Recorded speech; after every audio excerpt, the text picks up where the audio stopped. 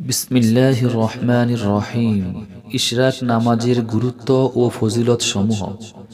ইশরাক নামাজ অন্যান্য নফল নামাজগুলোর মধ্যে অন্যতম, যার ফজিলত অনেক বেশি। এই নামাজের মাধ্যমে বান্দা আল্লাহ তাআলার নৈকট্য লাভ করতে পারে। হাসরের দিন এই নামাজের ফলে মুমিনদের আমলনামা ভারী হয়ে যাবে। যে ব্যক্তি ইশরাক নামাজ গুরুত্বের সঙ্গে পড়বে, আল্লাহ তাআলা তাকে জাহান্নাম থেকে রক্ষা করবেন।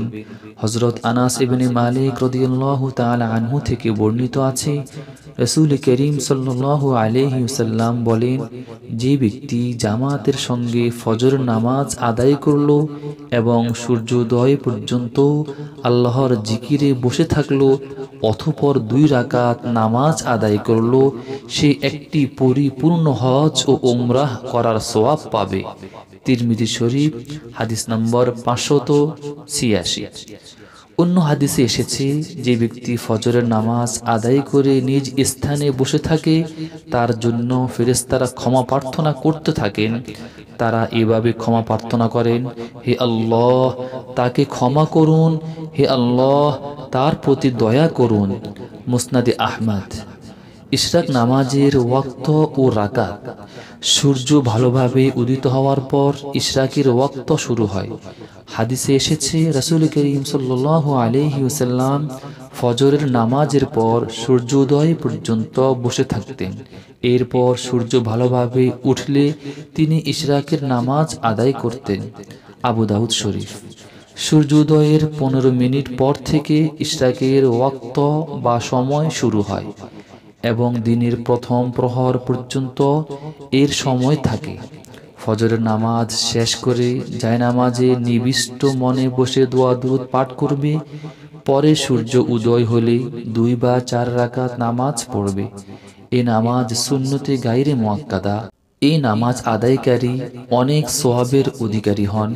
কোন কোন কিতাবে লিখিয়াছে, এই নামাজ 4 রাকাত আদায়কারী একটি নফল হজ ও একটি উমরাহ করার সওয়াব পায় এবং মহান আল্লাহ তাআলা তার প্রতি দয়াবান হন। যদি কেউ ফজরের পরে দুনিয়াবি কাজ করার পর এই নামাজ আদায় করে, তাতেও নামাজের সওয়াব পাওয়া যাবে।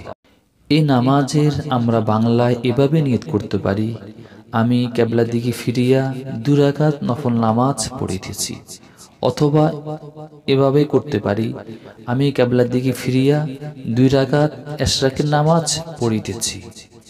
আরো সহজে করতে পারি, ইশরাকের 2 রাকাত সুন্নত নামাজ আদায়ের উদ্দেশ্যে কিবলামুখী হইয়া নিয়ত করলাম, আল্লাহু আকবার। এই নামাজের জন্য সূরা ফাতিহার পরে কোন সূরা বা কোন কেরাত নির্দিষ্ট নেই। আমরা সূরা ফাতিহার পরে যে কোনো সূরা বা যে কোনো কেরাত পড়তে পারি। আমার জন্য যেখান থেকে সহজ, যেখান থেকে আমি পারি, সেখান থেকেই পড়তে পারবো। বিসমিল্লাহির রহমানির রহিম। ইশরাক নামাজের গুরুত্ব ও ফজিলত সমূহ। ইশরাক নামাজ অন্যান্য নফল নামাজগুলোর মধ্যে অন্যতম, যার ফজিলত অনেক বেশি। এই নামাজের মাধ্যমে বান্দা আল্লাহ তাআলার নৈকট্য লাভ করতে পারে। হাসরের দিন এই নামাজের ফলে মুমিনদের আমলনামা ভারী হয়ে যাবে। যে ব্যক্তি ইশরাক নামাজ গুরুত্বের সঙ্গে পড়বে, আল্লাহ তাআলা তাকে জাহান্নাম থেকে রক্ষা করবেন।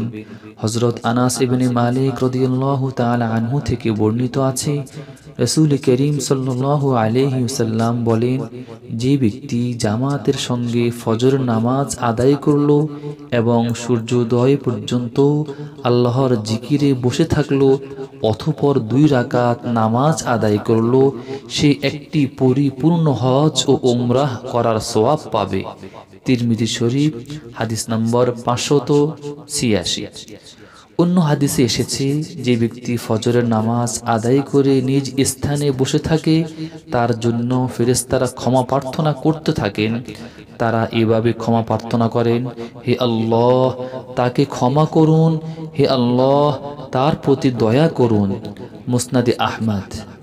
ইশরাক নামাজের ওয়াক্ত ও রাকাত। সূর্য ভালোভাবে উদিত হওয়ার পর ইশরাকের ওয়াক্ত শুরু হয়। হাদিসে এসেছে, রাসূল করিম সাল্লাল্লাহু আলাইহি ওয়াসাল্লাম ফজরের নামাজের পর সূর্যোদয় পর্যন্ত বসে থাকতেন।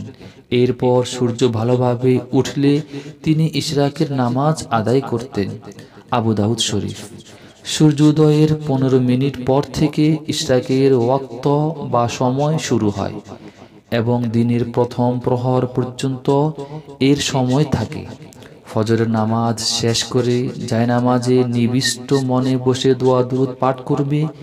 পরে সূর্য উদয় হলে 2 বা 4 রাকাত নামাজ পড়বে।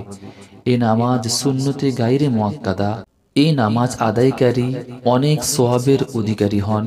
কোন কোন কিতাবে লিখিয়াছে, এই নামাজ 4 রাকাত আদায়কারী একটি নফল হজ ও একটি উমরাহ করার সওয়াব পায় এবং মহান আল্লাহ তাআলা তার প্রতি দয়াবান হন। যদি কেউ ফজরের পরে দুনিয়াবি কাজ করার পর এই নামাজ আদায় করে, তাতেও নামাজের সওয়াব পাওয়া যাবে। এই নামাজের আমরা বাংলায় এভাবে নিয়ত করতে পারি, আমি কিবলার দিকে ফিরিয়া 2 রাকাত নফল নামাজ পড়িতেছি। অথবা এভাবে করতে পারি, আমি কিবলার দিকে ফিরিয়া 2 রাকাত ইশরাকের নামাজ পড়িতেছি।